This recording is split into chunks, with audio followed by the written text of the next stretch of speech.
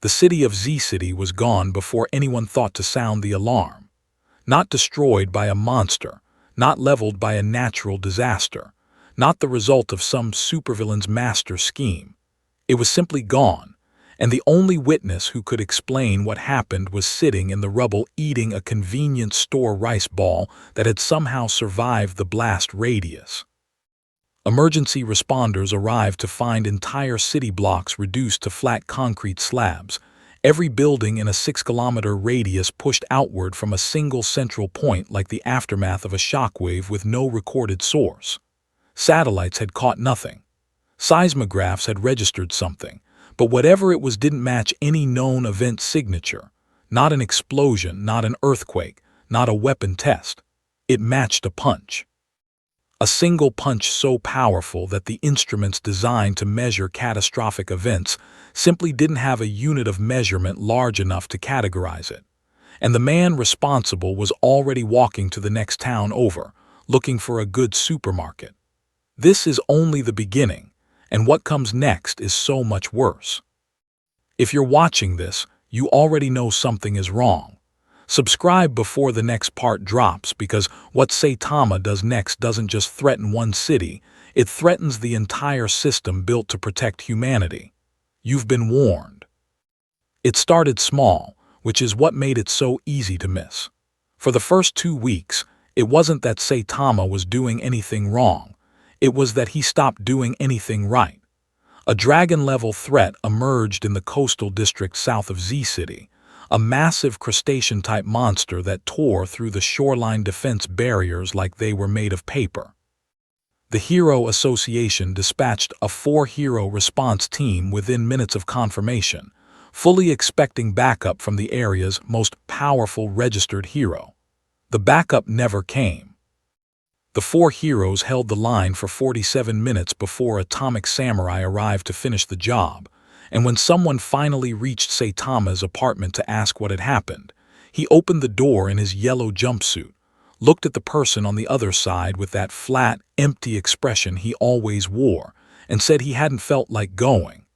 Not that he'd missed the alert, not that he'd been busy.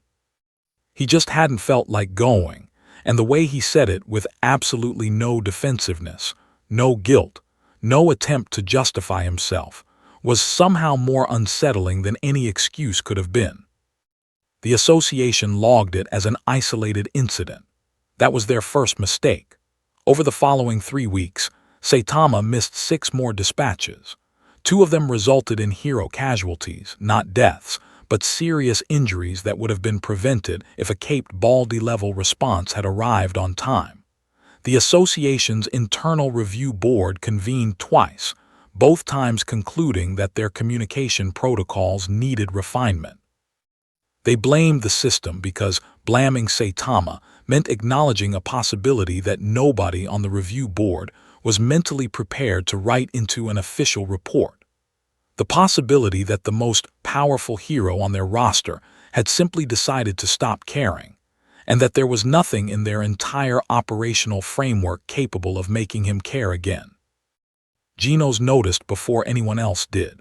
He had always been attentive to his master's moods in a way that the association's administrators weren't, not because Saitama was expressive, but because the absence of expression had its own vocabulary that Genos had spent years learning to read.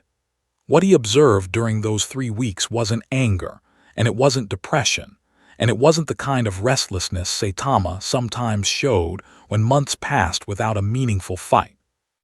It was something quieter and more fundamental than any of those things. It was the look of a person who had stopped calculating whether their actions had consequences, because the question of consequences had simply ceased to feel relevant. Genos asked his master directly one evening while they were eating dinner, or rather, while Genos watched his master eat dinner, since Genos didn't require food, and Saitama looked up from his bowl, thought about the question for a moment with the same energy someone might use to consider whether they wanted a second cup of coffee, and said that protecting people was something he used to want to do, and that somewhere along the way he had stopped wanting it, and that was really all there was to it. Genos didn't report that conversation to the association. He told himself it was because he needed more information before drawing conclusions, but the truth was simpler and harder to admit. He was afraid that if he reported it, the association would send someone to confront Saitama, and then Saitama would have to decide how he felt about being confronted, and Genos wasn't sure the world was ready for that answer yet. The answer came anyway, just not the way anyone expected. A tiger-level monster appeared in the shopping district 6 blocks from Saitama's apartment on a Tuesday afternoon. Saitama was at the supermarket 2 blocks away. He walked past the monster on his way home, grocery bag in hand, glanced at it the way someone might glance at a broken traffic light, acknowledging its existence without assigning it any particular importance, and kept walking. The monster, perhaps confused by the lack of reaction, turned and followed him. Saitama stopped walking. He turned around. He looked at the monster for a long moment, and then, with the grocery bag still in his left hand, he swung his right fist in a short, almost lazy arc, and the monster ceased to exist. He turned back around and walked home. He put the groceries away. He didn't file an incident report. But 3 people on the street had watched it happen, and one of them had been filming. The footage was 11 seconds long. That was all it took. Someone had uploaded it from a personal device within an hour of the incident, and by the time the Hero Association's media monitoring team flagged it for review, it had already accumulated 400,000 views and was climbing fast. The video quality wasn't good. It was shot on a consumer phone from across the street, slightly shaky, the audio picking up ambient traffic noise and the distant sound of people screaming as they ran. But the content was clear enough that image quality didn't matter. You could see the monster. You could see the man in the yellow jumpsuit walking toward it with a grocery bag. You could see the absolute absence of urgency in his posture, the way he stopped and turned with the energy of someone who had been mildly inconvenienced rather than confronted with a lethal threat. And then you could see the punch, and even on a low-resolution phone screen, the shockwave it produced was visible as a blur that rippled outward from the point of impact and rattled the camera in the person's hand.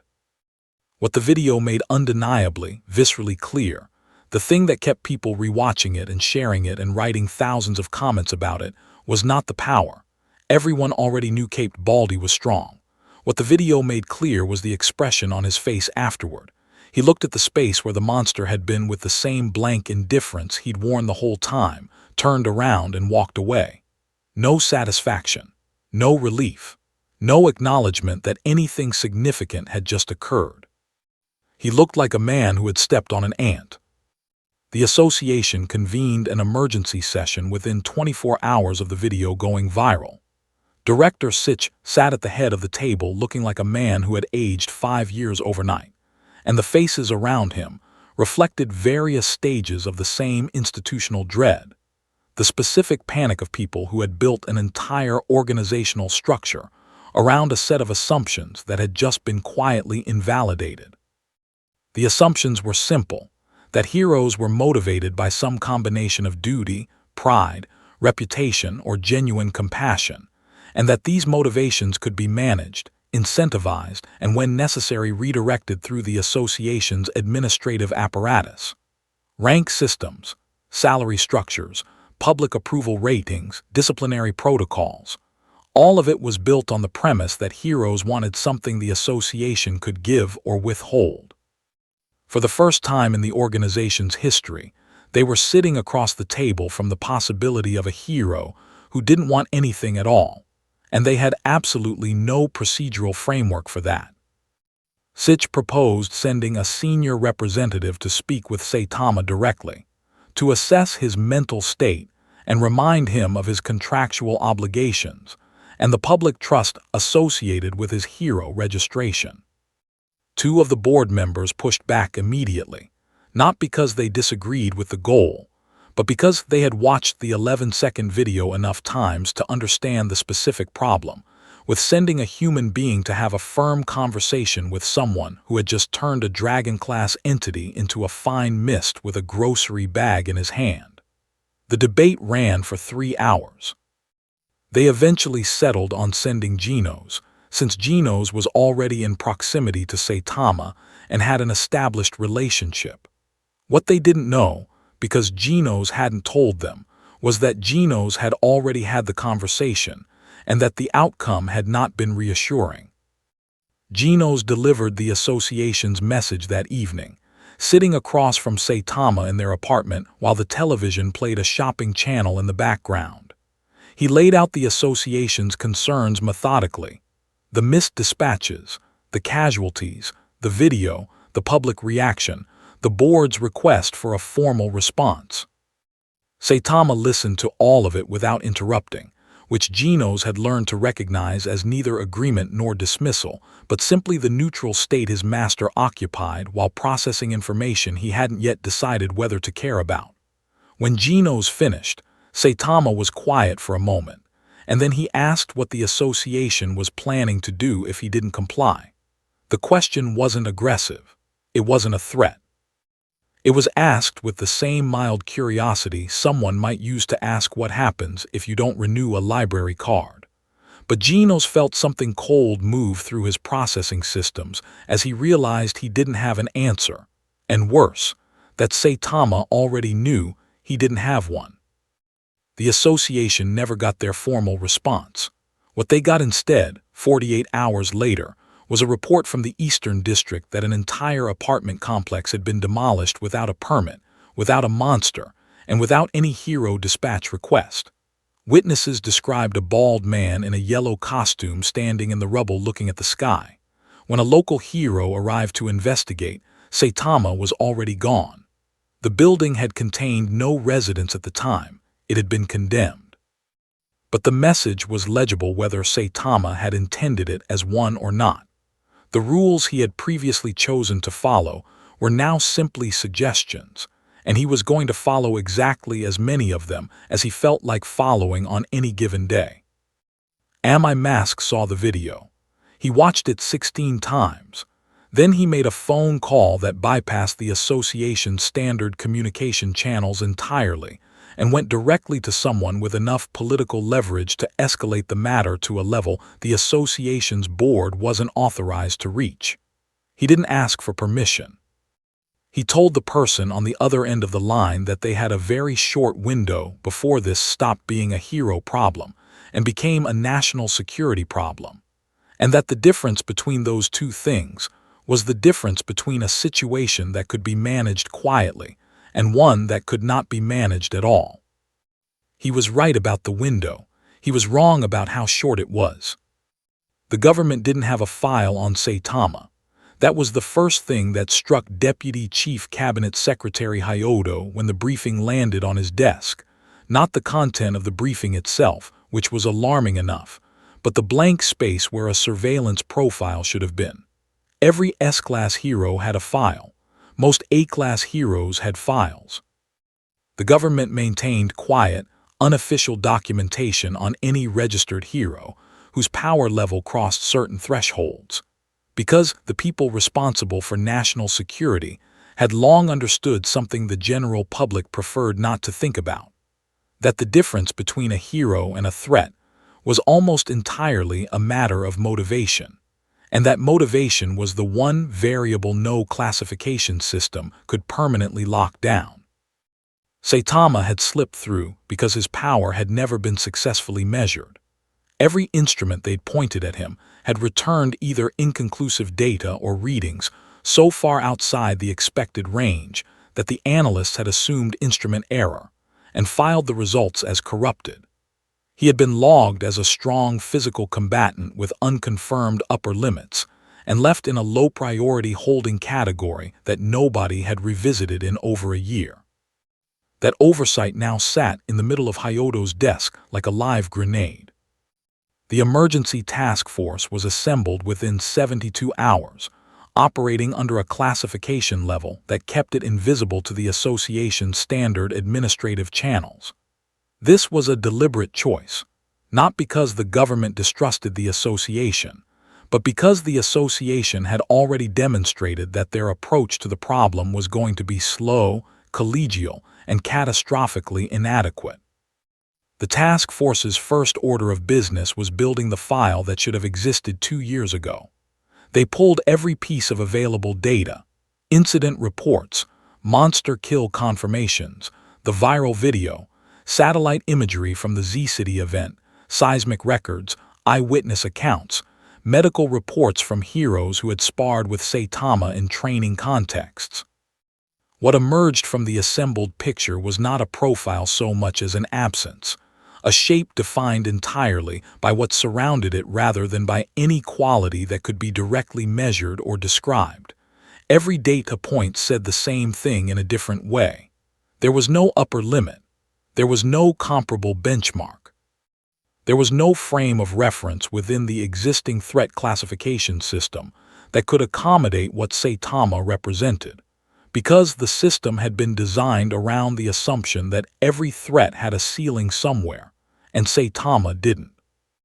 They created a new classification category for him, not dragon level, not god level.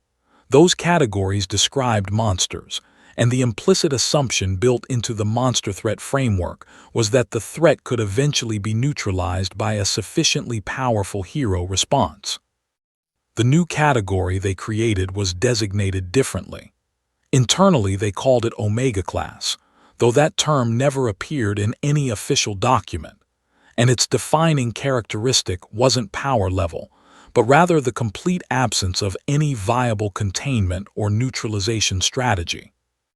An Omega Class designation meant that the standard response playbook didn't apply, that escalating hero deployment would not produce a different outcome than minimal hero deployment, and that the only meaningful variable was the subject's own decision-making. In other words, the only thing standing between Saitama and whatever he decided to do next was Saitama. The task force found this conclusion deeply unsatisfying and spent 2 days trying to find a way around it before accepting that the data wasn't going to cooperate. While the task force was building its file, the Hero Association was attempting its own parallel response, though calling it a response was generous. What it actually was a series of increasingly tense internal conversations that kept arriving at the same wall. Bang had been contacted and asked whether he might be able to speak with Saitama. They had a relationship, had trained together, and Bang was one of the few people Saitama had ever shown anything resembling personal warmth toward. Bang agreed to try. He drove to Saitama's apartment on a Wednesday morning and found him sitting on the floor eating cereal and watching television, and the conversation that followed was one of the stranger experiences of Bang's long career. Saitama wasn't hostile. He wasn't dismissive. He listened to everything Bang said with what appeared to be genuine attention, nodded at appropriate intervals, and when Bang finished making his case, framing it as concern for Saitama's well-being, for his reputation, for the people who depended on heroes to show up, Saitama thought about it for a moment and said that he understood, and that it all made sense, and that he appreciated Bang coming in person. Bang felt a brief surge of relief. Then Saitama said that understanding something and caring about it were two different things, and that he understood perfectly well, he just didn't care, and that he wasn't sure there was anything Bang or anyone else could do about that. Bang drove home and sat in his car in his own driveway for 40 minutes before going inside. The task force's second report was delivered to Hyodo 9 days after the first. Its conclusion was precise and devastating in equal measure. Saitama could not be contained by force. He could not be meaningfully threatened, legally compelled, or socially pressured in any way that his own indifference wouldn't instantly neutralize. The association's hero roster, the self-defense forces, and every conventional instrument of state power combined represented, in the task force's clinical phrasing, a negligible deterrent. The report recommended immediate development of a long-term monitoring and relationship maintenance strategy, which was bureaucratic language for the conclusion that the only viable approach was to keep Saitama from becoming actively hostile by ensuring that nobody did anything to make him actively hostile. It was, as one task force member noted privately, a strategy built entirely on hope, and hope was not a reliable instrument of national security. It was during the drafting of that second report that the Eastern Seaboard incident occurred. Not a fight, not a monster attack. Saitama had walked into the ocean somewhere north of the coastal defense line and kept walking until he was standing on the seafloor. And then he had punched downward into the ocean trench with approximately the same energy he had used to end the Tiger-class threat in the shopping district. And the resulting pressure wave had capsized 2 commercial vessels and triggered a minor tsunami warning along a 40-kilometer stretch of coastline. When Coast Guard divers eventually reached the area, the trench was 12 meters deeper than it had been the previous day. No monsters had been in the vicinity. No heroes had been dispatched to the area. There was no explanation on record for what Saitama had been doing. The leading theory among the task force analysts, after reviewing all available data, was that he had simply been curious about what would happen. That was the theory that kept Hyodo awake that night. Not the damage, not the capsized vessels, not the tsunami warning, but the image of the most powerful being on the planet standing on the bottom of the ocean, punching the earth out of idle curiosity, with no one in the world capable of asking him to stop. The S-Class emergency assembly was called without a public announcement, which was itself a signal that the association's leadership understood they were no longer operating within normal parameters. 14 of the 17 active S-Class heroes attended. The 3 who didn't were on active deployment and couldn't be recalled without triggering the kind of media attention the association was desperately trying to avoid.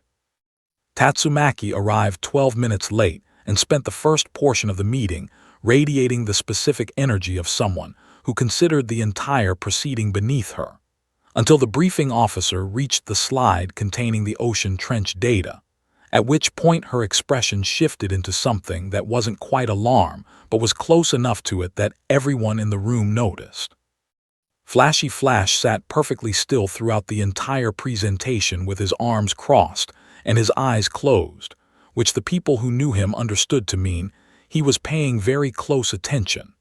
Metal Bat had come in ready to be dismissive and left looking like he needed a drink.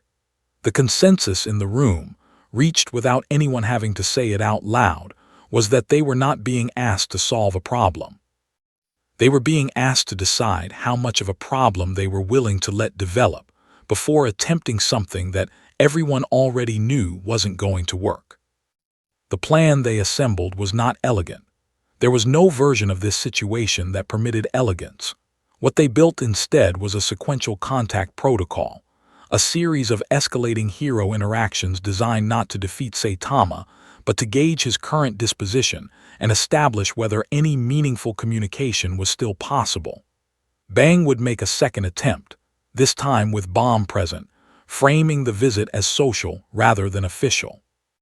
If that produced no useful result, Tatsumaki would make contact not for combat, but because she was the only hero present whose psychological profile suggested she might actually be capable of speaking to Saitama without being visibly intimidated. And visible intimidation was something Saitama had always responded to with boredom rather than engagement. If the Tatsumaki contact also failed, the assembly would reconvene and discuss what nobody in the room wanted to discuss yet. Bang and Bomb made their visit the following afternoon. It went almost exactly as Bang's previous visit had gone, except that this time Saitama wasn't at his apartment. They found him eventually at a park 3 kilometers away, sitting on a bench watching pigeons with the same expression he brought to everything, present, calm, and located at some unreachable internal distance from whatever was happening around him. The conversation was cordial. Saitama asked about Bomb's training methods with what seemed like genuine interest. He accepted the tea Bang had brought in a thermos. He did not, at any point, indicate that any part of his situation was going to change, and the brothers left the park with the specific heaviness of men who had been told nothing troubling because nothing troubling needed to be said. The situation was what it was. Saitama's silence on the matter wasn't evasion. It was simply accuracy. Tatsumaki's contact attempt did not go the way anyone had predicted. though not because it failed in the expected direction.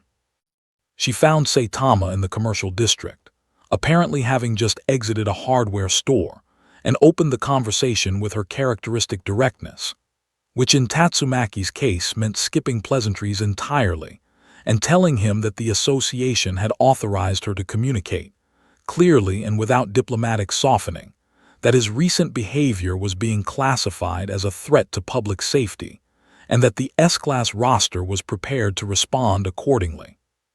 She delivered this while hovering at eye level with him, which was a deliberate choice on her part, since Tatsumaki used physical positioning as a psychological tool, and hovering at eye level rather than above it was her version of treating someone as an equal.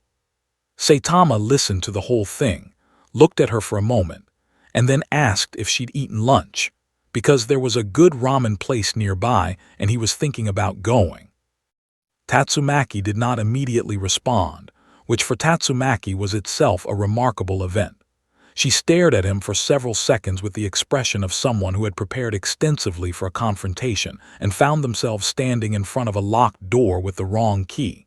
She told him she was being serious.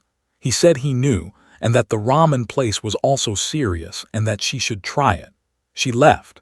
She didn't file a standard debrief. She went directly to Sitch's office and told him that the sequential contact protocol was over, and that he needed to stop thinking about this as a communication problem. The citywide incident happened 3 days later, on a Saturday morning, and it happened because of a monster and not in spite of one. A demon-level threat emerged in the commercial district, a humanoid-type entity with regenerative capacity that had already leveled 2 city blocks by the time the first hero response team arrived. Saitama happened to be in the area.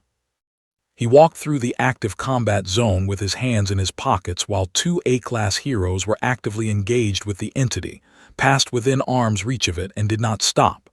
The heroes called to him. One of them physically stepped into his path. Saitama looked at the hero in his way the way you look at a piece of furniture that has been placed inconveniently, stepped around him, and kept walking. The monster, tracking movement, swung at Saitama.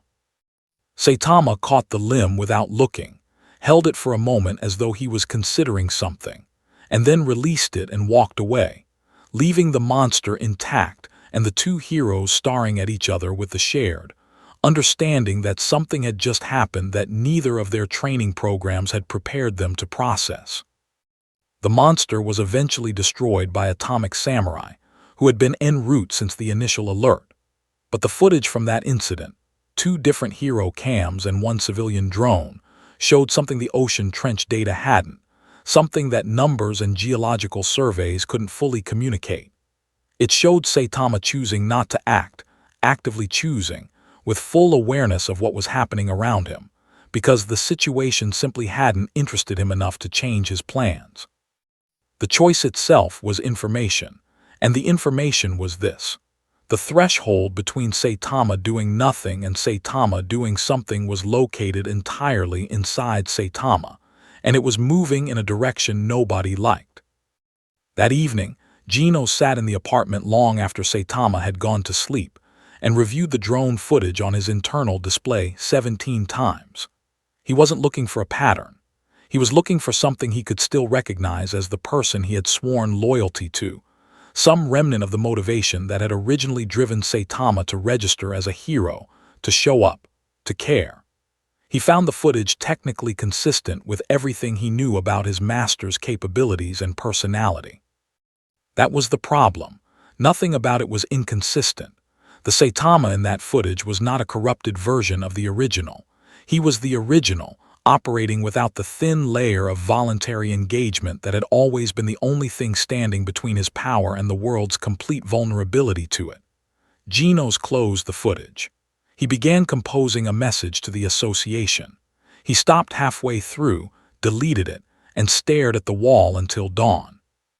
The Japan's self-defense forces had been monitoring the situation for 3 weeks before they were officially read into the government task force, which meant that by the time they were formally briefed, their own analysts had already reached most of the same conclusions through independent channels, and were simply waiting for authorization to act on them. The JSDF's Threat Assessment Division operated on a different set of assumptions than the Hero Association. They were not in the business of managing relationships with powerful individuals. They were in the business of neutralizing threats, and the distinction mattered because it meant their planning process had skipped several of the intermediate steps. The association had spent weeks agonizing over and gone directly to the question of what a military response to Saitama would actually look like. The answer their analysts produced was not encouraging, but it was at least honest in a way that the association's reports had struggled to be. A direct military confrontation with Saitama would fail. That was the baseline. It would fail completely, immediately, and in a manner likely to produce significantly more collateral damage than whatever provoked it, because the act of attacking Saitama would require putting military assets in close proximity to Saitama, and close proximity to Saitama during any kind of hostile interaction was the most dangerous place on the planet. What the JSDF proposed instead was a containment architecture rather than a confrontation strategy. A layered system of monitoring, predictive positioning, and civilian evacuation protocols that would allow them to reduce casualties in whatever area Saitama happened to be moving through without requiring direct engagement. It was, in the plainest possible terms, a strategy for managing the aftermath of whatever Saitama decided to do rather than preventing him from doing it. And the military brass who signed off on it did so with the grim resignation of people who understood that they were writing doctrine for a category of threat their entire institutional history had never anticipated. The evacuation protocols were designated under a cover name that translated roughly to atmospheric hazard response, because putting Saitama's name on an official military evacuation order would have triggered a public information cascade that nobody was prepared to manage. The first deployment of those protocols happened not because Saitama did anything overtly destructive, but because he started walking. Specifically, he left his apartment on a Tuesday morning without his hero costume, just the plain clothes he wore when he went to the supermarket, and began walking north along the coastal highway at a pace that covered ground faster than a person should be able to cover it while appearing to simply stroll. JSDF tracking assets picked him up within 20 minutes, and the predictive positioning algorithm flagged the trajectory as passing through 3 population centers within the next 6 hours. Evacuation notices went out under the atmospheric hazard designation. Traffic was rerouted. The official public explanation was a gas leak, and then, when that became logistically inconsistent, a suspicious package report. 40,000 people were moved out of probable proximity to a man who was, as far as anyone could determine from surveillance footage, just taking a walk. He stopped at a coastal overlook north of the second population center, sat on a guardrail, and looked at the ocean for 2 hours. Then he walked back. The JSDF tracking assets followed him the entire way. The evacuation zones were quietly stood down. The official explanation for the traffic disruption was updated to reflect a resolved infrastructure concern. The whole operation had cost approximately 4 million yen in emergency resource deployment and had produced, as its sole concrete output, 47 minutes of surveillance footage showing Saitama sitting on a guardrail. The task force reviewed the footage anyway, on the theory that behavioral data was still data. What they extracted from it was minimal. He sat still. He looked at the water. At one point he yawned. Genos was not informed about the JSDF tracking operation, but he found out about it anyway through a contact within the association's intelligence division who owed him a favor. He sat with the information for a day before deciding what to do with it, and what he eventually decided was to tell Saitama directly. He framed it neutrally, not as an accusation against the government, not as a warning to change behavior, simply as information he thought his master should have. Saitama's response was to look mildly interested for a moment in the way he sometimes looked mildly interested in things that struck him as novel, and then to say that it made sense, and that if he were them he'd probably do the same thing, and then to return to whatever he had been doing before Genos spoke. Genos had prepared for several possible reactions. Mild endorsement of the surveillance operation was not among them. He recalibrated. The incident that forced the JSDF's hand happened 12 days into the monitoring operation, and it happened because a dragon-level monster appeared in a coastal industrial zone at 3 in the morning, and the nearest available hero response was 40 minutes out. The JSDF's tracking assets showed Saitama in his apartment, apparently asleep. The dragon-level threat destroyed 6 warehouses and 2 fuel depots before a secondary alert went out. At 3:47 in the morning, Saitama appeared at the edge of the industrial zone. The JSDF ground assets in the area were ordered to hold position and observe. What they observed was Saitama standing at the perimeter of the active destruction zone, watching the monster work its way through the remaining structures with the same quality of attention he had given the ocean from the guardrail. Present, disengaged, located somewhere internally that the external situation wasn't reaching. A JSDF field commander, operating on a combination of training and desperation, made the decision to deploy 2 armored units to the perimeter in an attempt to establish a communication line with Saitama. The units moved into position. One of them got close enough that the crew could see him clearly through their optical systems. The field commander's voice came through the comm channel asking Saitama to respond to the monster threat. Saitama looked at the armored unit for a long moment. Then he looked back at the monster. Then he punched the monster so hard that the shockwave knocked both armored units off their tracks and blew out every piece of electronic equipment within a 200-meter radius, including the JSDF's field communication array. The monster was gone. The industrial zone was more thoroughly destroyed than the monster had managed on its own. And Saitama was already walking away before the dust had settled, hands in his pockets, completely unbothered by the fact that he had just demonstrated to the military that the difference between his intervention and his non-intervention was, from a structural damage perspective, almost negligible. The field commander filed his report from a backup communication system. The task force read it the following morning. Deputy Chief Cabinet Secretary Hyodo read it twice, set it down on his desk, and made a call to an international liaison office that the task force hadn't previously been authorized to contact. The situation had just crossed the threshold between a domestic security problem and something that required a conversation with people who had significantly more resources and significantly fewer ethical constraints about how to use them. The intelligence brief that crossed the desks of 7 different national security councils within 48 hours of the industrial zone incident was not produced by Japan's government.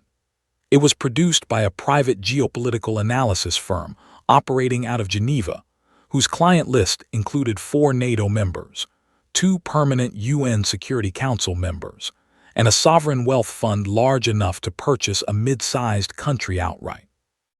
The firm had been tracking the public data trail around Saitama for 6 weeks.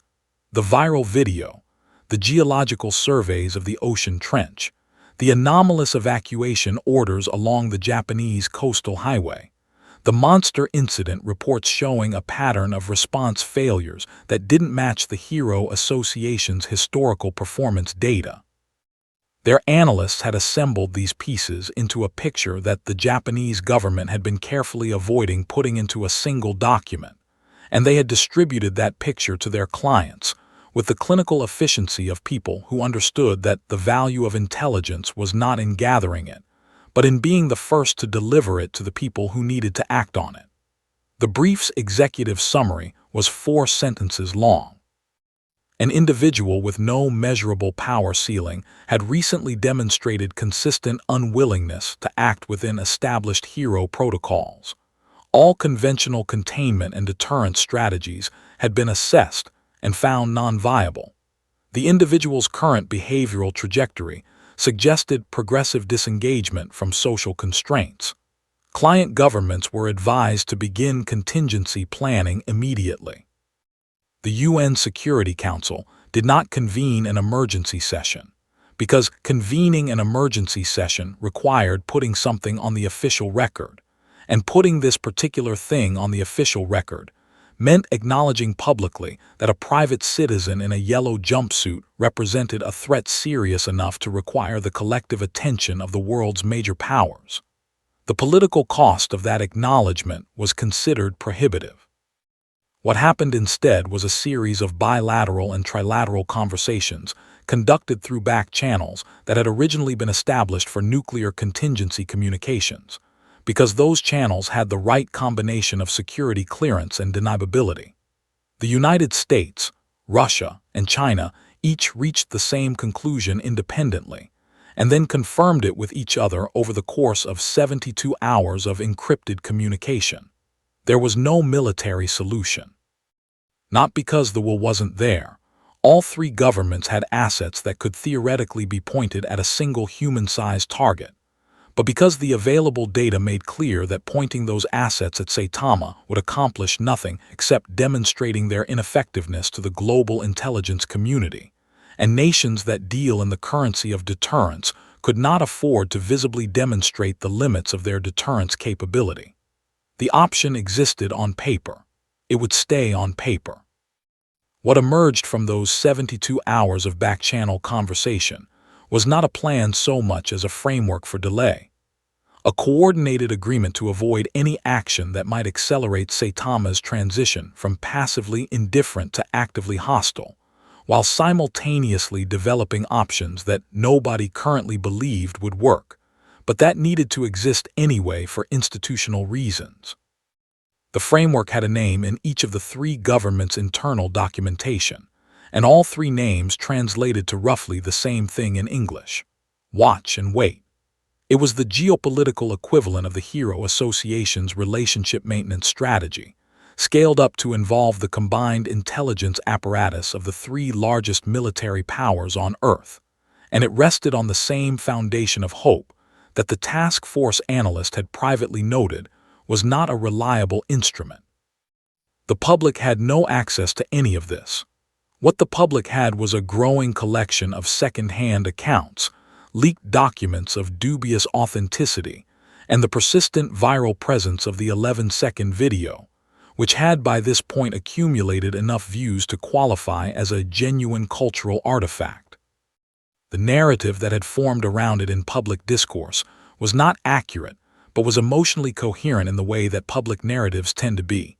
Cape Baldy had snapped, or gone rogue, or been compromised by some external force, depending on which corner of the internet was doing the telling. The Hero Association had issued two statements. The first said that the hero known as Cape Baldy was undergoing a scheduled operational review and that public safety protocols remained fully operational. The second, released after the industrial zone incident became impossible to fully suppress, said that certain hero deployment parameters were being recalibrated in response to evolving threat patterns. Both statements were technically accurate and substantively meaningless, which was the intended effect. Mask watched the second statement being delivered on a live broadcast, and then turned off the television with the specific disgust of a man who had been warning people about a problem, and had now watched the problem become undeniable, while the people he'd warned continued to manage it primarily as a public relations challenge. He had spent the preceding 2 weeks using his own considerable network, which extended well beyond the Hero Association into the entertainment and media infrastructure that shaped public perception of heroes at a fundamental level, to quietly map out what a post-Saitama hero landscape might look like. Not because he was planning anything, but because Mask's particular form of intelligence expressed itself as preparation, and preparation required understanding what the terrain looked like after the thing everyone was avoiding thinking about had already happened. What his mapping exercise revealed was uncomfortable in its clarity. The hero system's legitimacy rested on the public belief that heroes could handle threats. The moment it became common public knowledge that the most powerful being on the planet was no longer reliably on humanity's side, that belief would not erode, it would collapse, suddenly and completely, and the institutional structures built on top of it would follow. He placed another call. This one went to a number he'd held in reserve for circumstances that hadn't previously materialized. The person who answered had no official title and no public profile, and operated in the specific category of resource that governments used when they needed things done that couldn't be done by anyone with a publicly verifiable identity. Am I Mask didn't ask for a solution. He asked for a capability assessment, specifically, whether there existed any mechanism, technological or otherwise, that could meaningfully affect a subject with Saitama's documented physical parameters. The answer came back in under 6 hours. It was one word, and the word was possibly, and the qualifier attached to it was that the mechanism in question had never been tested against a subject in Saitama's category, because no subject in Saitama's category had previously existed. Am I Mask wrote the qualifier down. He looked at it for a long time. Then he authorized the capability assessment to proceed to the next stage, which meant that somewhere in a facility whose location was not in any document he had access to, people who specialized in problems that had no conventional solutions began working on the specific problem of Saitama. They were working from incomplete data with unproven tools against a subject whose capabilities had consistently exceeded every framework used to describe them. But they were working, which was more than anyone else was doing, and in the absence of good options, motion in any direction felt like progress. Genos found out about none of this. He was sitting in the apartment, across from his sleeping master, trying to decide whether the loyalty he felt was a function of genuine relationship or a programmed response. He couldn't distinguish from genuine relationship, and whether the distinction mattered, and what he was going to do when the moment came, as he was increasingly certain it would, when the two things he cared about most in the world required him to choose between them. Genos had rebuilt himself 11 times since becoming a cyborg. Each rebuild had been driven by a specific tactical need. A new enemy encountered, a capability gap identified, a structural weakness exposed in combat. The process was familiar to him in the way that most painful things become familiar when they happen often enough, and he had learned to approach each rebuild with the clinical detachment of an engineer rather than the grief of someone losing parts of themselves. The 12th rebuild was different. He requested it not because he had encountered an enemy or identified a gap, but because he had done the math on the industrial zone footage and understood, with the precise clarity that made him both a good fighter and a poor candidate for self-deception, that his current configuration was not capable of surviving a direct engagement with Saitama for long enough to matter. He didn't tell Dr. Cusino why he needed the upgrade. He said he'd encountered a new threat category in the field. Dr. Cusino, who had known Genos long enough to recognize when he was being given partial information, asked no follow-up questions and began the rebuild. It took 9 days. When it was done, Genos sat in the recovery room and ran diagnostics on his new power output and thought about what he was actually planning to do with it, and whether the plan he was forming made him a protector or a traitor, and whether those two things were even separable anymore. He had not told Saitama about the rebuild. He had told him he was going in for routine maintenance, which was true in the technical sense that all rebuilds involved maintenance. Saitama had nodded and told him not to let Cusino make him too shiny, which was the closest thing to a joke that Saitama produced on a regular basis, and Genos had filed that moment away with the particular care of someone collecting evidence that the person they were worried about was still in there somewhere. The evidence was thin. It had been getting thinner for weeks. The Saitama who made low-energy jokes about cyborg aesthetics and the Saitama who had stood in the industrial zone watching a monster destroy infrastructure without moving were not easily reconciled into a single coherent person, and Genos had spent a significant portion of his recovery period trying to reconcile them anyway, because the alternative was accepting that the person he had sworn loyalty to no longer existed in the form he had sworn loyalty to, and that the entity currently living in their shared apartment was something adjacent to that person, rather than the person themselves. The choice crystallized on a Thursday evening when Genos returned from Cusino's facility to find that Saitama was not in the apartment. This was not unusual on its own. Saitama went out without explanation regularly and had always done so. What was unusual was the message Genos found from the association's emergency alert system. Cross-referenced with the JSDF tracking data he had quietly gained access to through his intelligence contact, indicating that Saitama had been observed entering the financial district of A-City approximately 40 minutes ago and had not been observed leaving. There was no monster alert. There was no hero dispatch. There was no explanation in any available data source for what Saitama was doing in the financial district at 7 in the evening on a Thursday. Genos was moving before he had consciously decided to move, which he recognized as his combat systems making the decision that his deliberative systems were still arguing about. He found Saitama standing in the middle of a 4-lane intersection in the financial district, completely still, looking up at the towers around him with an expression that Genos read. After years of practice at reading expressions Saitama produced at minimal intensity, as something between assessment and boredom. The intersection had been cleared of traffic in a rough radius around him, whether because people had noticed and moved away, or because the JSDF's evacuation protocols had activated. Genos couldn't immediately determine. He landed 20 meters from his master and stood there for a moment before speaking, because he had learned that how you began a conversation with Saitama in this kind of moment mattered more than what you said. He asked what Saitama was looking at. Saitama said he was thinking about how much force it would take to knock one of the towers over. He didn't say he was going to do it. He said he was thinking about it, in the same tone of voice someone might use to think out loud about whether a piece of furniture would fit through a doorway. Genos asked why he was thinking about that. Saitama said he wasn't sure, and that was the honest answer, and that the honest answer was probably the most concerning part of the whole thing. Genos made his choice in that moment.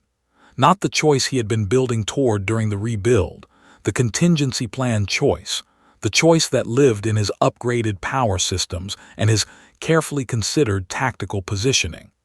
A different choice, smaller and more human and harder to execute than anything his combat architecture was capable of. He walked across the 20 meters between them and stood next to his master and looked up at the towers alongside him, and said that he understood the boredom, and that he had watched his master search for something worth fighting for since they had known each other, and that he didn't know how to fix the fact that nothing on earth could give Saitama a real fight, but that he wasn't going to stand across the city and watch from a distance while Saitama figured out what to do with that emptiness. Saitama was quiet for a long moment. Then he said that was a lot of words. Genos said he knew. Saitama looked at the towers for another moment, and then he looked at Genos, and then he turned and started walking back toward their apartment, and Genos walked beside him, and nothing was resolved and nothing was fixed, and the towers were still standing, and that had to be enough for tonight. The JSDF tracking team watching via satellite marked the interaction as inconclusive and filed it under behavioral observation. The task force read the transcript of the audio capture. The financial district was extensively mic'd at this point, and the senior analyst who reviewed it wrote a single line of notes in the margin.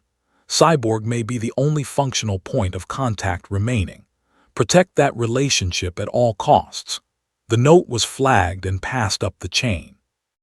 It reached Hyodo's desk the following morning.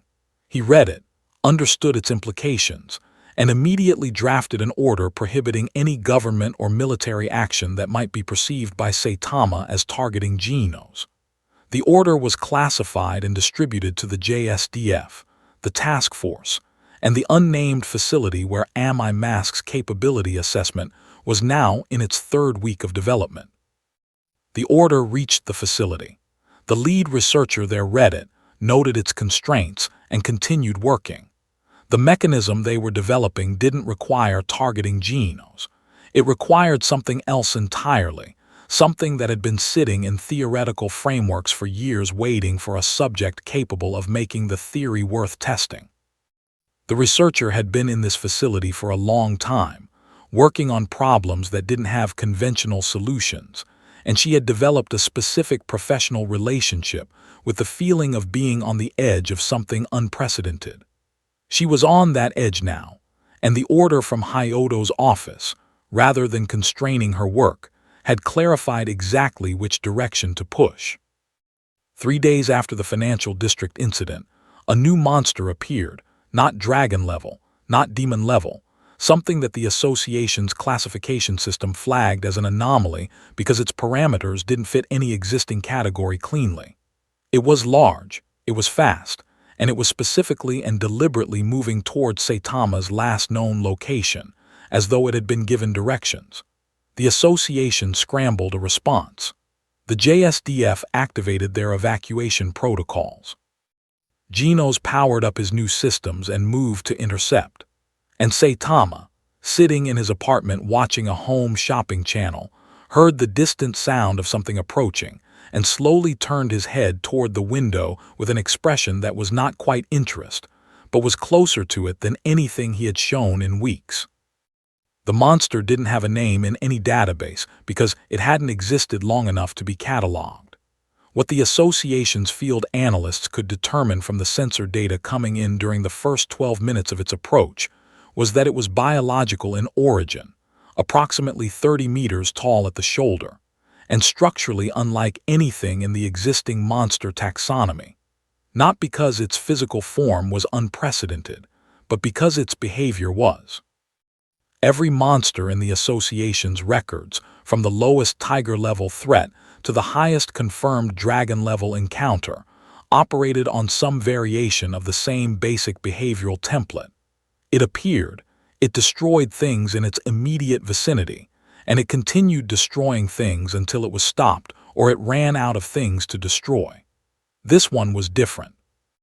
It was moving through the city with the kind of purposeful navigation that implied awareness of its destination, bypassing high-density areas that a destruction-oriented monster would normally target first, taking route choices that minimized exposure to the hero response teams converging on its position.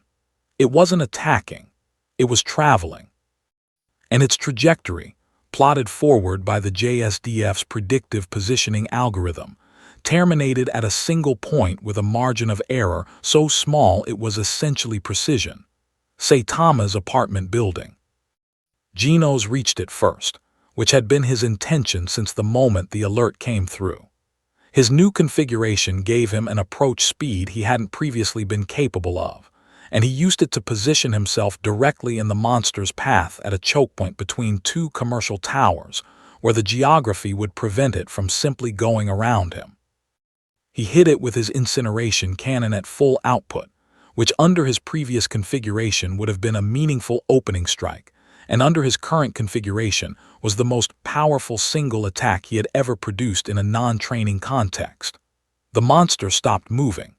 The blast radius was significant enough that both commercial towers lost their lower floor windows simultaneously. When the thermal discharge cleared, the monster was still standing. It had a new burn pattern across its left flank that would have been structurally catastrophic to any biological organism Genos had previously encountered, and it appeared to be healing. Genos recalibrated in real time, which was what his architecture was designed to do, and what his recalibration told him was that the monster's regenerative capacity was operating on a timeline that was going to require him to do significantly more damage significantly faster than his current output could sustain. He fired again, and again. The monster reached forward with a limb that moved faster than the sensor data had suggested it could move, and Genos was airborne before he consciously registered being hit, his trajectory carrying him through the facade of the nearest commercial tower and out the other side before his stabilization systems caught him and arrested the spin. He was functional, damaged but functional. He righted himself in midair and assessed the situation with the speed his processing systems allowed, and the assessment was this: he could not stop this thing. He could slow it. He could damage it. He could not stop it, and it was going to reach Saitama's building in approximately 4 minutes if nothing changed. He fired again anyway, because slowing it was better than not slowing it, and because the hero response teams were 90 seconds out, and because doing something while waiting for circumstances to change was the only framework for action he had. Saitama walked out of his apartment building's front entrance at roughly the same moment that the monster cleared the last intersection between them. He was wearing his civilian clothes, the same dark pants and plain shirt he'd had on when Genos had found him in the financial district, and he had his hands in his pockets, and he looked at the monster the way he had looked at the tiger-level threat in the shopping district, with the quality of attention that wasn't quite assessment and wasn't quite disinterest, but sat precisely between the two. The monster stopped moving when it saw him. This was the first time anything about its behavior had been consistent with standard monster psychology. The recognition pause, the moment of biological recalculation that even the most powerful monsters exhibited when they encountered something their threat detection systems flagged as significant. It lasted perhaps 3 seconds. Then the monster did something that nothing in Genos' tactical database had a category for. It spoke. Not language, not anything that the association's translation systems could parse into meaning, but vocalization. A structured sequence of sounds that had the rhythmic architecture of communication without any of the semantic content that would make it interpretable. It was, the analysts who reviewed the audio recording would later conclude, as though the monster was attempting to deliver a message in a language it didn't actually possess. Saitama looked at it for a moment after the vocalization ended. Then he said, out loud, to no one in particular, that this was new. His tone was the tone of someone who had ordered something at a restaurant and received a dish they hadn't expected, not displeased, not pleased, simply nodding a deviation from expectation. Genos landed 30 meters behind him, damaged systems running on secondary power, and said his master's name. Saitama didn't turn around. He was looking at the monster with something that was, in the specific vocabulary of Saitama's minimal expressiveness, the closest thing to interest he had displayed in weeks. The monster's regenerative process was still running. The burn damage Genos had inflicted was visibly closing. The monster was preparing to do something, its posture shifting in the way that presaged an attack. And Saitama watched this preparation with the focused quality of a man who was, for the first time in recent memory, actually paying attention to what was in front of him. He took his hands out of his pockets. Genos registered this. The hero response teams arriving at the perimeter of the engagement zone registered this. The JSDF surveillance assets registered this. Saitama rolled his shoulders once, the same preparatory gesture he had used in every recorded combat engagement in the association's database, and then he hit the monster with a punch that was not casual, not lazy, not the low-effort arc he'd used on the tiger-level threat in the shopping district. It was a full extension strike delivered with what appeared, from the available sensor data, to be intent, not just sufficient force to end the encounter, but the particular quality of force that comes from a person who is, however briefly, actually trying. The shockwave it produced was measurably larger than any previously recorded Saitama strike. The monster did not cease to exist so much as it was comprehensively redistributed across a 2-kilometer radius. The 2 commercial towers that had survived Genos' engagement with it did not survive the shockwave. The hero response teams at the perimeter were knocked from their feet. 3 JSDF armored units that had positioned themselves at the engagement zones edge were rolled onto their sides like toys. A crater 12 meters deep and 40 meters across replaced the intersection where the monster had been standing. Saitama stood at the edge of the crater with an expression that Genos, picking himself up from the ground behind him, read with the practiced attention of years of study. It wasn't satisfaction. It wasn't relief. It was something more complicated and more troubling than either of those things.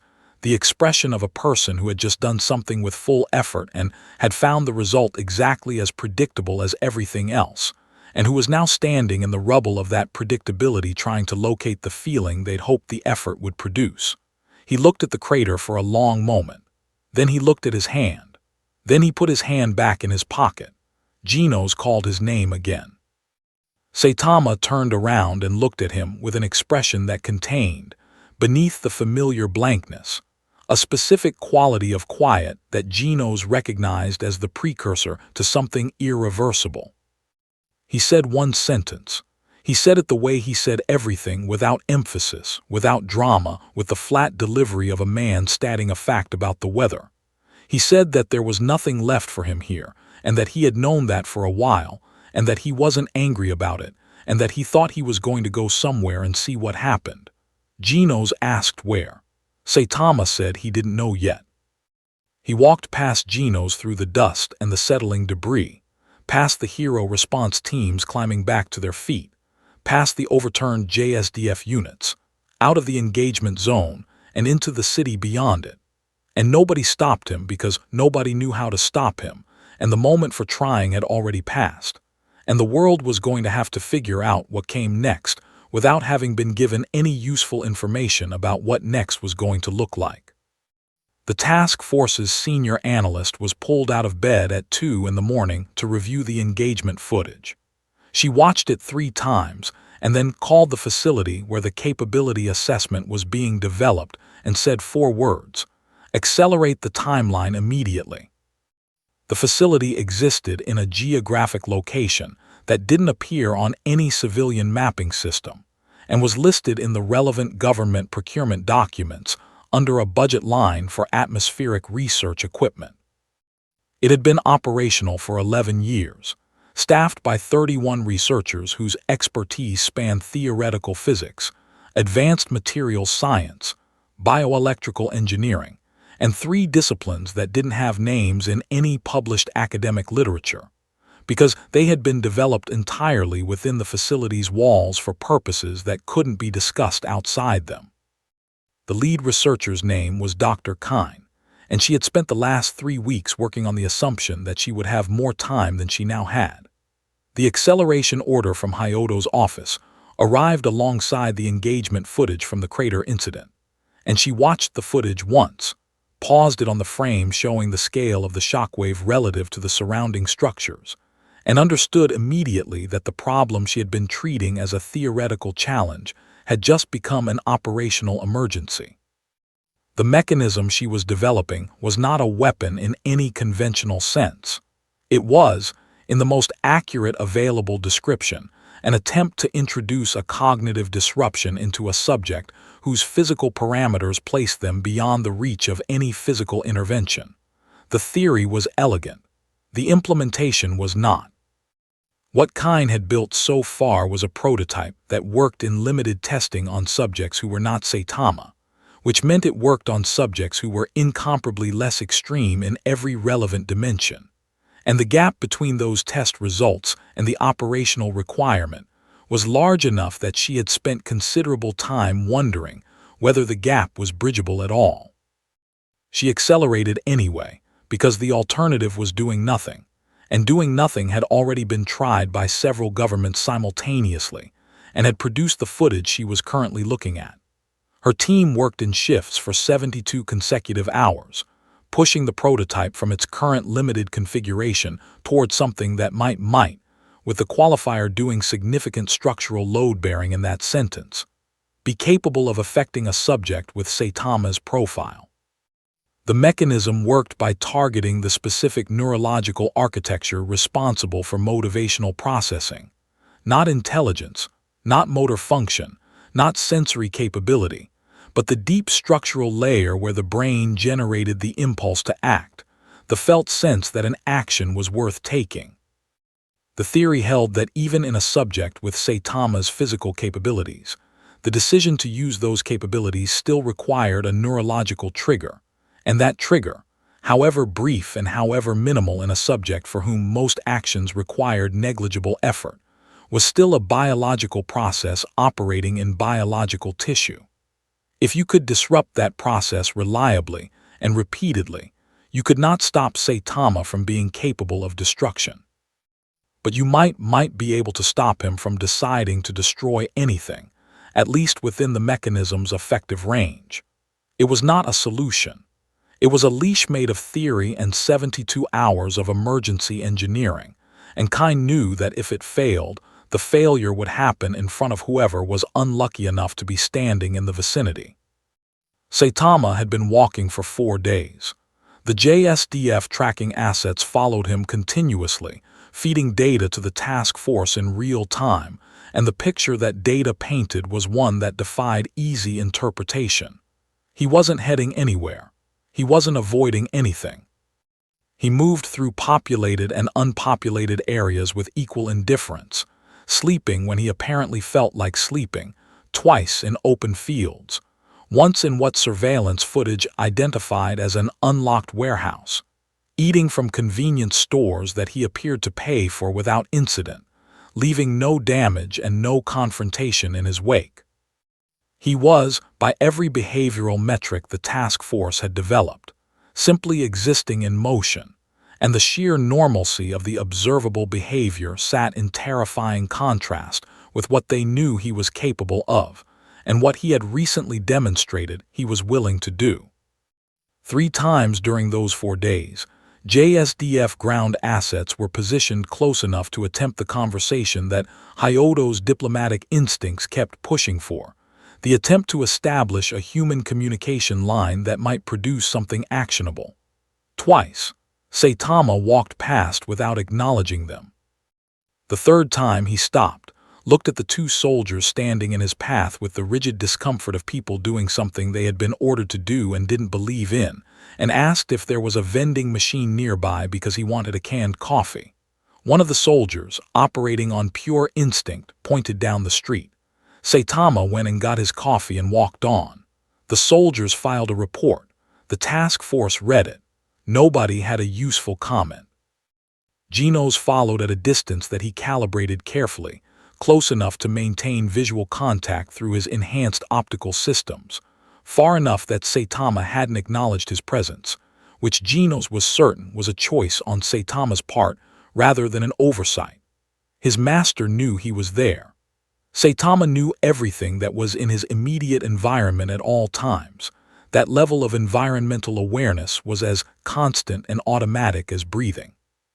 The fact that he hadn't told Genos to leave or to come closer, or to do anything at all meant that Genos' presence was being tolerated in the specific way that Saitama tolerated things he considered irrelevant to whatever he was currently processing. Genos moved with that tolerance carefully, not pushing it, watching his master's posture and pace, and the quality of his attention to the environment around him, with the focused observation of someone reading a text in a language they almost but don't quite fully understand. On the 5th day, Saitama walked to the edge of a small city that Genos recognized as the site of an early monster incident from years ago. One of the first large-scale events Saitama had responded to as a registered hero, back when the hero work had still been new enough to produce something in him that resembled engagement. He stood at the city's perimeter for a long time, looking at the rebuilt skyline with the same quality of attention he had given the towers in the financial district. Genos landed quietly behind him and waited. When Saitama spoke, he didn't turn around, and he didn't seem to be directing the words at Genos specifically, speaking more in the manner of someone thinking out loud who has temporarily forgotten that thinking out loud produces audible sound. He said that he remembered coming here the first time. He said that he had hit the monster that day and felt something, not much, but something, and that he had assumed that feeling would come back if he kept going. He said it hadn't come back. He said he had kept going anyway, for longer than made sense in retrospect, on the theory that the next fight would be different, and that the next one after that would be different, and that somewhere in the sequence there would be a fight that felt the way he had imagined fighting would feel when he had trained for 3 years to become strong enough to fight. He said that fight had never happened. Genos stood very still and did not speak, because anything he said would land in the wrong place and he understood that. Saitama was quiet for a while. Then he said that he wasn't sure what he was looking for anymore, and that not knowing what you're looking for was worse than not finding it, because at least not finding it meant you still had something to look for. He turned around and looked at Genos with an expression that contained something Genos hadn't seen in a long time, not warmth exactly, but recognition, the specific look of a person who sees another person rather than an object in their environment. He said that Genos should probably stop following him, because where he was going next was not somewhere Genos would be able to follow. Genos asked where that was. Saitama said he didn't know yet, but that he would recognize it when he got there, and that it would probably be loud. Kind's prototype was ready the following morning. Ami Mask, who had been funding the development and maintaining the communication channel between the facility and the task force, arranged the deployment briefing for a secured location outside Tokyo. Hyodo attended. 3 JSDF generals attended. Ami Mask attended in person for the first time, having conducted all previous interactions through intermediaries. Kind presented the mechanism's parameters with the precision of someone who had thought carefully about how to describe a theory that had never been tested at operational scale. She explained the delivery system, the effective range, the duration of the disruption effect under ideal conditions, and then she explained the conditions under which the effect might not hold, which was a longer section of the presentation than anyone in the room had hoped it would be. When she finished, there was a silence of the specific quality that falls over a room full of people who have just been told that the thing they have been counting on is less reliable than they need it to be. Hyodo asked what the confidence interval was on the mechanism working as described against a subject with Saitama's parameters. Kind said she didn't have a confidence interval because the data required to calculate one didn't exist. She had a theoretical basis and 72 hours of emergency engineering. Hyodo looked at the generals. The generals looked at each other. Ami Mask looked at the table. Then Hyodo said to proceed, because not proceeding was not a choice anyone in the room actually had anymore, and Kind nodded and told her team to begin preparation for deployment. Outside the secured location, in the ordinary city beyond its walls, a report was coming in from the JSDF tracking assets. Saitama had stopped walking. He was standing at the edge of a coastline 50 kilometers north of where Genos had last maintained visual contact, looking at the ocean again. But this time, the quality of his posture was different from the guardrail incident, different from anything in the behavioral database the task force had accumulated. He wasn't resting. He wasn't being curious. He was standing the way a person stands when they have made a decision and are giving themselves one last moment before acting on it. The tracking analyst who filed the real-time report used the word deliberate to describe the posture, and that word traveled up the chain fast enough that it reached the deployment briefing room before the meeting had formally closed, and the room's energy changed when it arrived in a way that didn't require anyone to say out loud what it meant. The window that everyone had been trying to extend had just closed on its own. The coastline Saitama had chosen was not strategic in any military sense. There were no significant infrastructure assets within 5 kilometers, no population centers within 12, no symbolic targets that an analyst could point to and construct a narrative around. It was simply a stretch of rocky shoreline where the land ended and the Pacific began, unremarkable in every way except that it was where Saitama had stopped, and the fact that he had stopped there rather than anywhere else meant, by the internal logic of the past 2 weeks, that it mattered to him in some way that the surveillance data couldn't articulate. The JSDF tracking team had 4 assets in the area within 20 minutes of the initial posture report.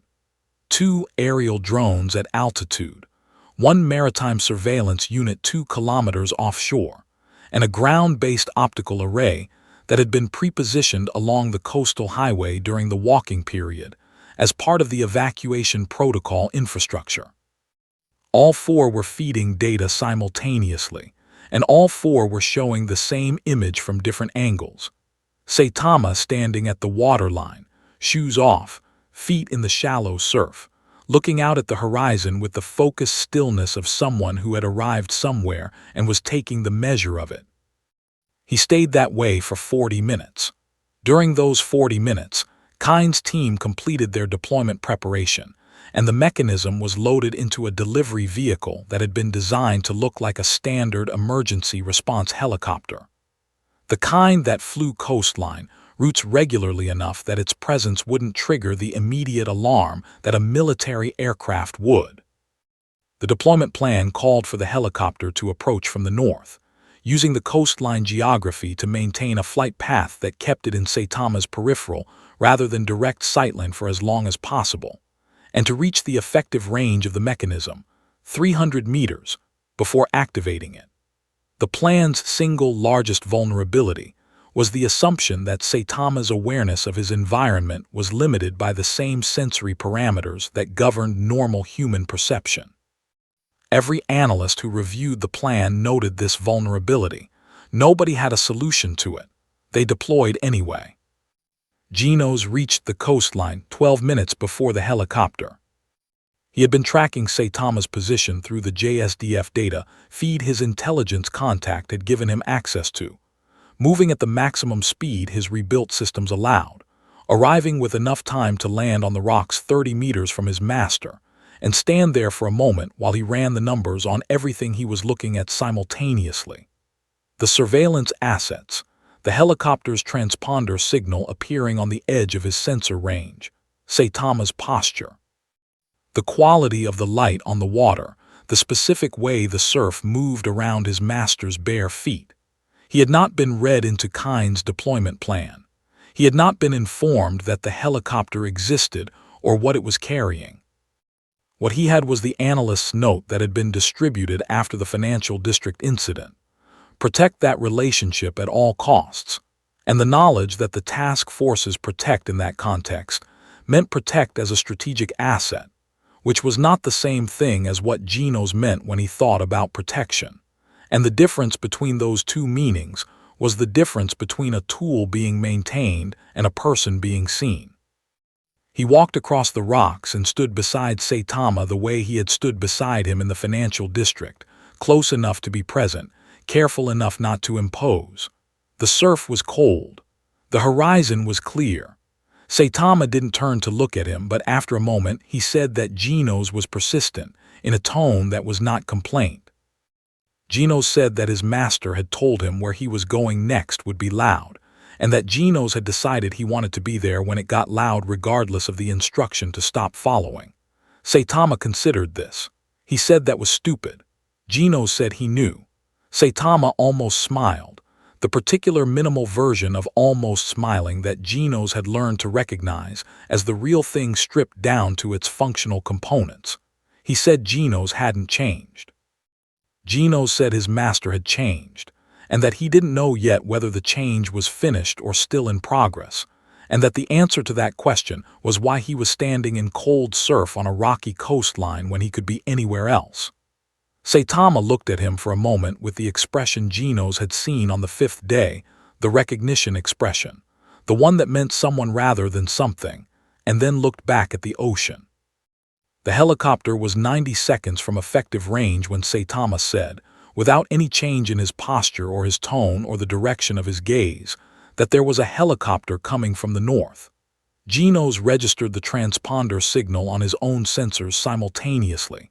He had been tracking it for 4 minutes but had been calculating whether to mention it, and the calculation had been interrupted by the conversation. He confirmed it. Saitama asked what was in it. Genos said he didn't know the specifics but that he knew the task force had been developing something, and that the timeline had been accelerated after the crater incident. Saitama nodded slowly, the way he nodded at information that confirmed something he had already expected rather than information that surprised him. He asked if it would work. Genos said he genuinely didn't know, and that the honest answer was that the people deploying it didn't know either. Saitama said that was probably the most accurate thing anyone had said about his situation in weeks, and that he appreciated the honesty, and that it didn't change anything. The helicopter reached effective range. Kine, Monitoring the deployment remotely from the secured facility confirmed activation. The mechanism engaged. What happened next was recorded from 4 different angles and reviewed by 17 separate analysts over the following 48 hours, and the conclusions those analysts reached were unanimous and consistent and deeply unwelcome. For approximately 8 seconds, Saitama's posture changed in a way that was subtle enough that 3 of the 4 surveillance assets initially flagged it as inconclusive. A slight shift in weight distribution, a momentary change in the angle of his shoulders, the quality of stillness in his hands becoming something different from what it had been. Then the quality resolved back into what it had been before, and Saitama turned and looked directly at the helicopter, with an expression that none of the analysts could categorize using any descriptor in their behavioral database, because the descriptor they needed didn't exist in the vocabulary they had been given to work with. It was not anger. It was not threat.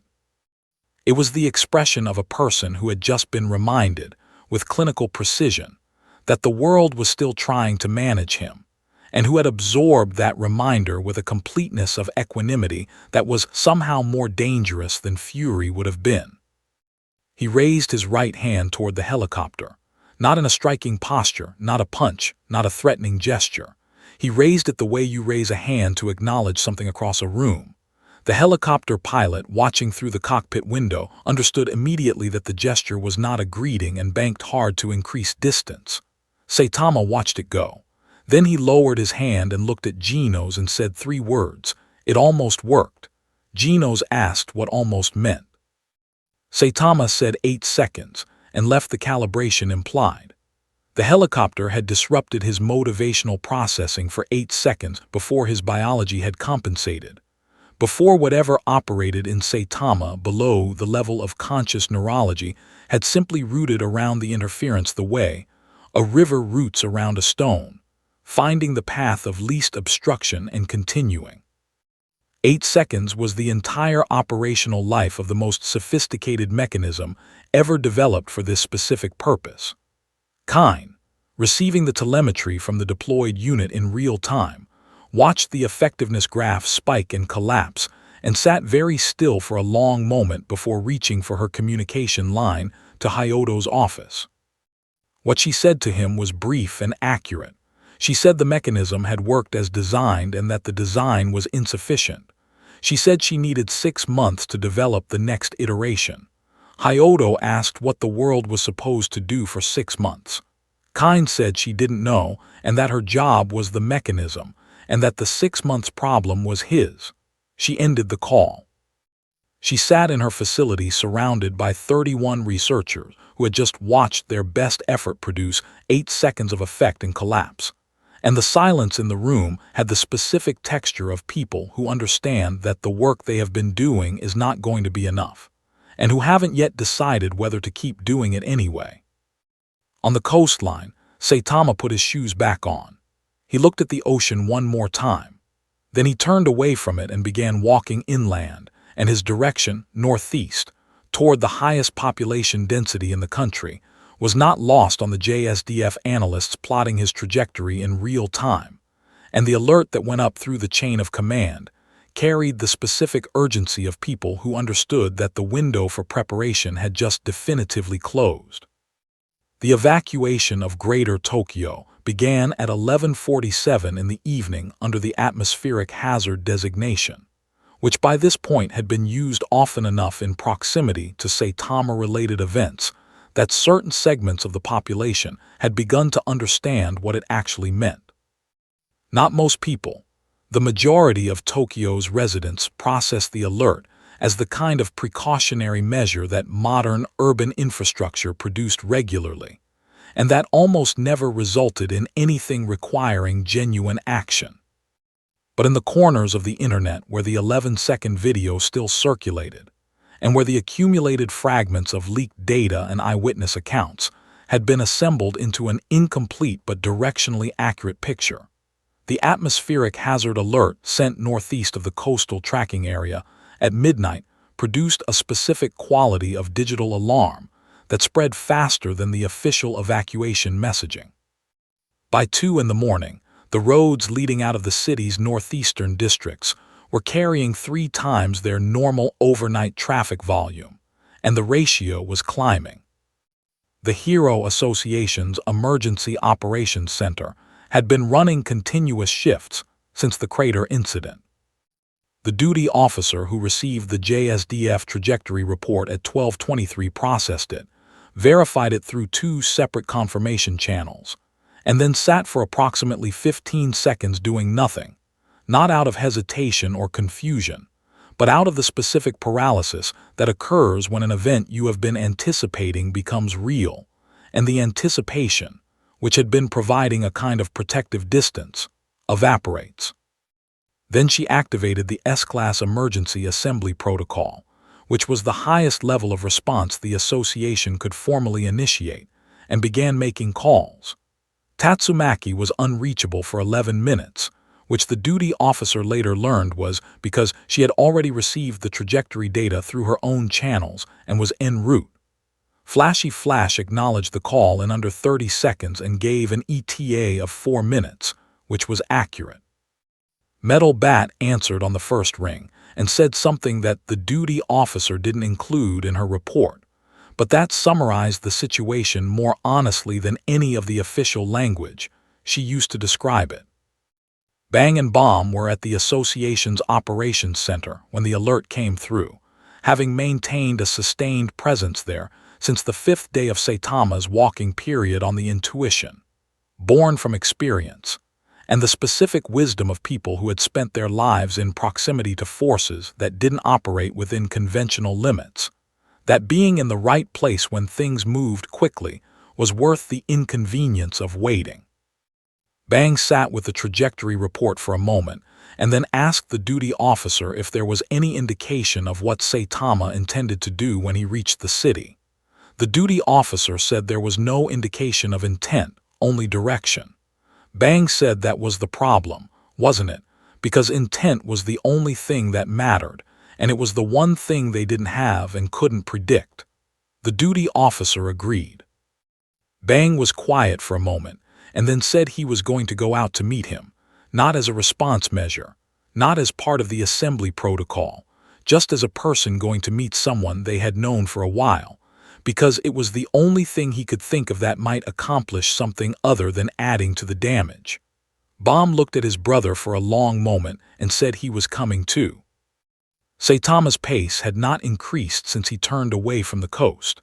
He was moving at the same unhurried walk he had maintained throughout the 4-day period, covering ground at a rate that was faster than it should have been for the apparent effort involved, the way all of his physical activity operated at a slight remove from the laws that governed everyone else's.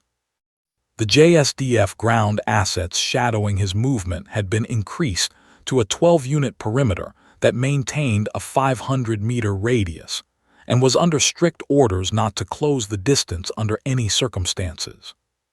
Twice during the overnight hours, monsters had appeared in adjacent areas, one dragon level, one demon level, and the association's dispatch system had routed available heroes to those incidents in real time, while the S-Class assembly positioned itself along Saitama's projected entry corridor into the city's northeastern districts. Both monster incidents were resolved without Saitama's involvement. He didn't appear to notice them. The JSDF analysts debated whether that represented continued disengagement or focused intentionality, and reached no consensus. Genos was moving parallel to Saitama's route at a distance that was no longer the careful maintenance of tolerance distance he had calculated during the walking period. After the coastline conversation, after his master's almost smile and the recognition expression, and the 3 words about the mechanism, he had moved closer, close enough that, if Saitama chose to acknowledge him, he would be within easy conversation range. Saitama had not acknowledged him since they left the coast, but he had also not told him to increase distance, which in the ongoing negotiation of their proximity was the closest thing available to an invitation. Genos ran continuous diagnostics on his rebuilt systems as he moved, not because he expected to fight. He had processed the data from the crater incident thoroughly enough to understand that the gap between his capabilities and his masters was not a gap that engineering could bridge. But because having his systems in optimal condition was the only form of preparation available to him, and preparation was the only form of control he had left. The S-class assembly reached its position at 4:37 in the morning, establishing a loose formation across Saitama's projected entry corridor at a junction point 3 kilometers from the city's northeastern boundary. Tatsumaki anchored the center, floating at eye level with the street below her, the ambient telekinetic pressure around her visible as a subtle distortion in the pre-dawn air. Flashy Flash positioned himself to the east, having assessed the geography and selected a location that gave him multiple approach vectors if rapid movement was required. Metal Bat stood in the middle of the street with his bat resting on his shoulder, occupying the forward position with the specific energy of someone who had decided that the waiting was worse than whatever came next. Bang and Bomb, who had left the operations center before the assembly had finished forming, were somewhere ahead of the assembly line, closer to Saitama's current position, and the duty officer had made the decision not to order them back because the task force's analyst note, "Protect that relationship at all costs," was the only strategic guidance that had survived contact with reality intact. Saitama came over a low ridge at 5:12 in the morning, with the first gray light of dawn making the city behind him visible in silhouette, and the S-class assembly saw him before he appeared to see them, which was an illusion. He had been aware of their positions for the past 40 minutes based on the behavioral data that would emerge later. He stopped when he reached the base of the ridge and looked at the formation ahead of him with an expression that moved through several microstates too quickly for the surveillance systems to capture cleanly. Then he looked past the formation at the city beyond it, and the city looked back at him through 10,000 lit windows, and the distant sound of evacuation traffic, and the specific silence of an urban environment that knows something is coming and is holding its breath. Bang walked out from the assembly formation toward him. He walked alone, without Bomb, at a pace that was deliberate and unhurried, stopping 15 meters from Saitama with his hands at his sides, and his posture carrying the quality of a man who has decided to be exactly what he is in this moment rather than performing anything more or less. He said Saitama's name, not Cape Baldy, not the hero designation, the name. Saitama looked at him. The recognition expression appeared. Bang said that he knew Saitama wasn't looking for a fight, and that he wasn't offering one, and that he was standing here because he was an old man who had known a lot of strong people in his life, and had watched most of them eventually find something they were willing to stop moving for, and that he wanted to ask, one person to another, whether Saitama had found that thing yet or whether he was still looking. The question sat in the pre-dawn air between them with a weight that had nothing to do with combat and everything to do with the specific human problem of existing past the point where the world can offer you anything adequate to your capacity for experience. Saitama looked at Bang for a long moment. Then he looked at the city. Then he looked at the S-class formation beyond Bang, at Tatsumaki hovering in the center with the controlled expression of someone maintaining composure through focused effort, at Metal Bat who had lowered his bat from his shoulder and was standing very still. He looked at all of it with the quality of attention that Genos, watching from 50 meters back, recognized as the real version of looking, not the detached environmental awareness that served as his master's default, but the actual considered gaze of a person taking the measure of something that matters. He said nothing for 90 seconds. Then he said that he hadn't found it yet. He said it the same way he said everything, without emphasis or performance, but underneath the flatness of his delivery, there was something that hadn't been in his voice since the early weeks of the walking period, not emotion exactly, but the space where emotion would be if something came along that warranted it. Bang nodded. He said that was honest. He said that in his experience, not finding it yet was different from it not existing, and that the difference was worth paying attention to. Saitama looked at him again. Then he looked past him at the city, and the S-class formation, and the lit windows, and the evacuation traffic audible in the distance.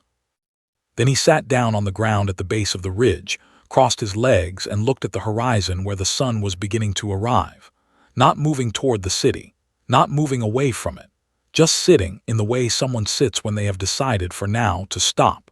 The S-class assembly didn't move. The JSDF perimeter didn't move.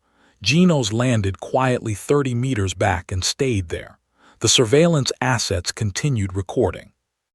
The city continued its evacuation behind the formation, quieter now, the traffic beginning to thin as the pre-dawn light grew. Nobody spoke. Nobody knew what came next, which was not the same as nothing coming next. It was simply the specific condition of a situation that had arrived somewhere none of its participants had a map for, and that was going to require something other than force or strategy or engineering to navigate, and that something was not yet present and was not guaranteed to arrive. The sun came up. Saitama watched it. The world waited. He sat at the base of that ridge for 6 hours. The sun completed its full arc from the horizon to a position directly overhead, and Saitama remained exactly where Bang had last seen him, cross-legged on the ground, hands resting loosely on his knees, watching the city with the quality of attention that defied easy description, because it contained, simultaneously, the complete detachment of a person who has disengaged from consequences and the focused presence of a person who is, against their own apparent intentions, still paying attention. The S-class assembly maintained its position throughout. Tatsumaki had descended from her hover and was sitting on the hood of an abandoned car with her arms crossed, the ambient telekinetic pressure around her lower but not absent, the way a person keeps their hand near a door handle even when they're not planning to open it. Metal Bat had sat down in the street at some point during the second hour. Flashy Flash had not moved at all, which those who knew him understood was more significant than movement would have been.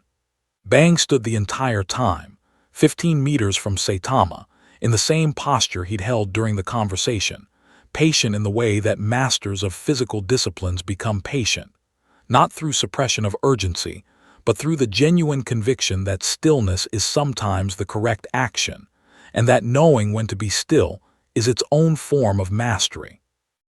Genos monitored everything. He monitored his master's respiration rate, his micro-expression cycles, the subtle shifts in his weight distribution that indicated changes in his internal processing, even when his external behavior remained constant. He monitored the JSDF perimeter's activity, the task force communications traffic that spiked and subsided at irregular intervals, as the people responsible for managing this situation struggled to generate useful interpretations of what they were observing. He monitored the city behind the assembly, where the evacuation had gradually converted into something stranger and more complicated. People who had left were beginning to return, not because anyone had told them it was safe, but because the human capacity for normalization is powerful enough that 6 hours of nothing happening reads, to a significant portion of the population, as evidence that nothing is going to happen. The northeastern districts were not full, but they were no longer empty, and the lit windows visible from the ridge were no longer the windows of empty buildings, but the windows of people who had decided, with the particular stubbornness of people who have lived in cities long enough to have survived several things they were told not to survive, to come home. The thing that broke the stillness was not dramatic, and did not come from any of the parties that had been preparing for dramatic things.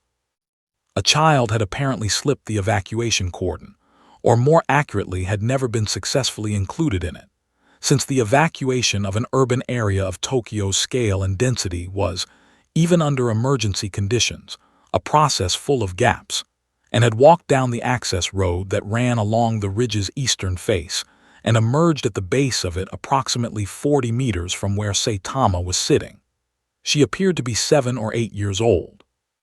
She was carrying a convenience store bag and eating something from it with the complete absorption of a child focused on food, and she registered the assembled S-class heroes, and the man sitting on the ground with the cheerful pragmatism of a child who has not yet developed the adult instinct for contextual alarm. She looked at Saitama specifically, with the direct, unmediated attention that children direct at things they find interesting. And then she walked across the 40 meters between them with the complete confidence of someone who hasn't yet learned that this particular situation was supposed to be terrifying. She stopped in front of him and asked if he was okay. Not in the careful, loaded way that the adults who had been orbiting this situation asked it, not with the weight of strategy or the anxiety of people who understood what the answer might mean for the structural integrity of civilization, but in the simple, direct way of a child who has noticed that a person is sitting on the ground alone and has concluded that the appropriate response is to ask if they're okay. Saitama looked at her for a moment with the expression that Genos had been cataloging for weeks, and then something happened that Genos' sensor array captured, and that he would review 17 times in the hours that followed, each time arriving at the same conclusion about what he was seeing. The expression changed. Not dramatically, not into anything that would have been visible from the JSDF perimeter or readable in the surveillance footage, without the benefit of enhanced optical systems and years of practice reading minimal expressions. But it changed in the specific way that a landscape changes when weather moves across it, the same terrain, a different quality of light, and what the change revealed was not warmth exactly, and not recognition exactly, but something that encompassed both of those things and was larger than either of them. The expression of a person who has been addressed by something that, for reasons they cannot fully articulate, arrives at the right register. He said he was fine. He said it in the same flat tone he used for everything, but the flatness had a different texture than it had carried for the past several weeks. Not the flatness of disengagement, but the flatness of someone whose internal weather is too complex to express, and who has defaulted to simplicity rather than silence. The child offered him something from her convenient store bag, apparently on the theory that sitting alone on the ground was a condition improved by snacks. Saitama looked at it. Then he took it. He ate it. The child sat down next to him, apparently having decided that the situation was resolved, and looked at the city the same way he had been looking at it, with the uncomplicated acceptance of a person who lives there, and for whom the city's continued existence is not a philosophical question but a simple fact about where home is. Bang watched this from 15 meters away with the expression of a man who has spent a long life learning to recognize when the moment he has been waiting for has arrived in a form he didn't predict. He did not move. He did not speak. He understood, with the clarity that comes from genuine experience rather than from any briefing or analysis, that what was happening in front of him was fragile in the specific way that real things are fragile, not because it could easily be broken by force, but because it existed entirely in the space between two people and could be collapsed by an intrusion that failed to understand what it was intruding on. He stayed where he was. Behind him, the S-Class assembly stayed where they were. The JSDF perimeter stayed where it was. The surveillance assets continued recording. The city breathed. Saitama sat with the child for 2 more hours. At some point during those 2 hours, she fell asleep leaning against his arm with the complete trust of someone who has made a decision about a person and is not revisiting it. Saitama sat very still while she slept, with the careful stillness of someone who has something fragile nearby and has decided to be the thing that keeps it from being disturbed. Genos watched his master's posture during those 2 hours and understood that the decision to be still for a sleeping child was not a small thing for a person who had been in motion for weeks, and that it was not a default condition or a passive one. It was a choice, made in real time, continuously renewed, the kind of choice that requires the thing that had been missing, requires caring about a consequence, caring about something small enough to be present for rather than large enough to demand a response. When the child woke up, a woman who was apparently her mother arrived at the ridge's base in a state of agitation that converted immediately to confused relief when she found her daughter sitting next to a bald man in plain clothes on the ground, both of them apparently fine. She took her daughter's hand. The daughter said goodbye to Saitama with the same uncomplicated directness she had brought to the entire interaction. Saitama said goodbye back. They left. The access road was quiet again. Saitama sat for a moment longer in the now empty space beside him, and then he stood up, and he looked at the city, and he looked at Bang, and then he walked toward the assembly formation with the same unhurried pace he had used throughout the walking period. And the formation parted to let him through without being asked, because every person in it understood instinctively that the geometry of the situation had changed in a way that required a different configuration. And that blocking his path was no longer the right shape for what this was. He walked into the city, not through it, into it, with the quality of re-entry rather than transit, the difference between a person crossing terrain and a person going somewhere. Genos fell into step beside him, and Saitama let him. And after a while, Saitama said that he was hungry and that there was a supermarket nearby, and Genos said he knew. And they walked toward it through the northeastern district with its returning population, and its open windows and its ordinary noise. Two people moving through a city that was still standing because of a decision made at the base of a ridge in the early morning by a child offering a snack to a man sitting alone on the ground. The world did not return to normal. That was the part that the task force's final report, filed 3 weeks later, was most precise about. The part where it stated clearly that the situation had reached a temporary equilibrium rather than a resolution, that the equilibrium's stability was contingent on conditions that could not be guaranteed or engineered or monitored into permanence. Saitama resumed something that resembled hero work, in the way that a river resumes a previous course after a flood recognizably similar, but running on a different underlying substrate, shaped by the passage of something that had moved through it and could not be unmoved. He filed no incident reports. He kept no schedule. He showed up when something held his attention and didn't when it didn't. And the Hero Association had restructured their classification and deployment systems around the recognition that his participation was a weather event rather than a managed resource, and that the appropriate institutional response to weather was preparation rather than control. The ocean trench north of the coastal defense line remained 12 meters deeper than it had been before. The 2 commercial towers destroyed in the monster engagement were rebuilt over the following year. The industrial zone took longer. The JSDF quietly maintained their tracking infrastructure, though the Omega-class designation was archived rather than active, not deleted, not resolved, simply moved to a folder whose name translated as ongoing assessment, which was bureaucratic language for we are watching, and we do not yet know what we are watching for. Kine continued her work in the facility. The 6-month timeline she had given Hyodo was not cancelled. It was continued on the theory that the mechanism's existence, even as an insufficient one, was better than the mechanism's absence, and that 8 seconds might become 9, and then 12, and that the distance between 12 seconds and something useful was a distance worth trying to cover. Genos wrote a report of his own that he never sent to anyone. It was long and detailed, and it arrived, in its final paragraph, at a conclusion that was not satisfying in the way that tactical conclusions are satisfying, but was accurate in the way that took longer to find and mattered more. He wrote that the most dangerous thing about his master was never the strength. Strength was a condition, like weather, like geography. The dangerous thing was the question underneath the strength, what is worth doing, and who decides, and that question had not been answered by what happened at the ridge.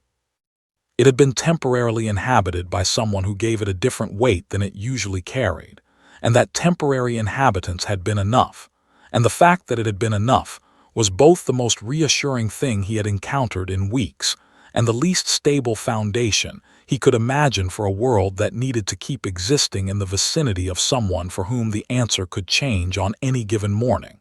He saved the report. He did not delete it.